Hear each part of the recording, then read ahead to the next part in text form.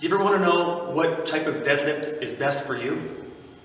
I know I have in the past, and I'm sure tons of other people have as well. And that's why I shot this great video with Dr. Michael Hartle while I was in Utah at the StrongFirst barbell course. That course, by the way, is fantastic. I do encourage you to take it. If you haven't already, you can learn a ton of stuff on lifting and aspects of lifting that's going to improve strength and, of course, keep your back safe as well.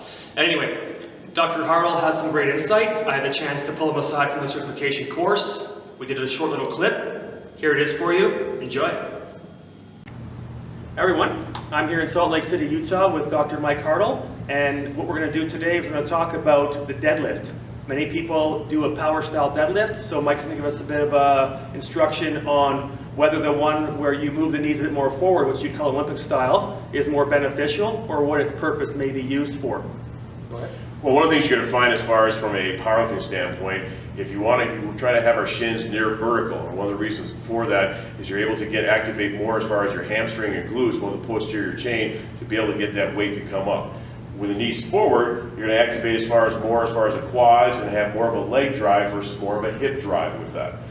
Maybe more applicable, more specific wise to Olympic lifting, because the knees do tend to come forward, hence like the front squat as far as doing the clean, and even into the overhead squat as far as the snatch. Right. And if you weren't doing Olympic lifting, do you see any type of value in the Olympic style, or would you stick with the power style?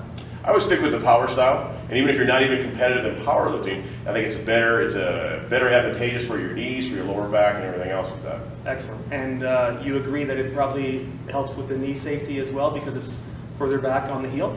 Yes, further back in the heel, but we don't say to go all the way back in the heel. We still want some, obviously, the toes on the ground and everything else there too. By doing that, you got to get a greater tension as far as with your hamstrings and your glutes. Again, the posterior chain, which are the biggest, strongest muscles as far as the body. Right.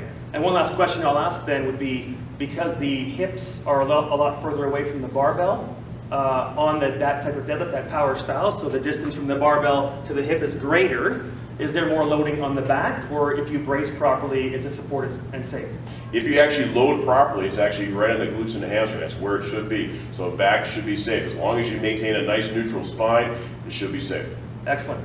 But there you have it, folks. I'd like to thank Dr. Hartle for this information. Go ahead and give it all a try. If you want more information, visit www.howtosquat.net and be sure to subscribe to this channel for more great content.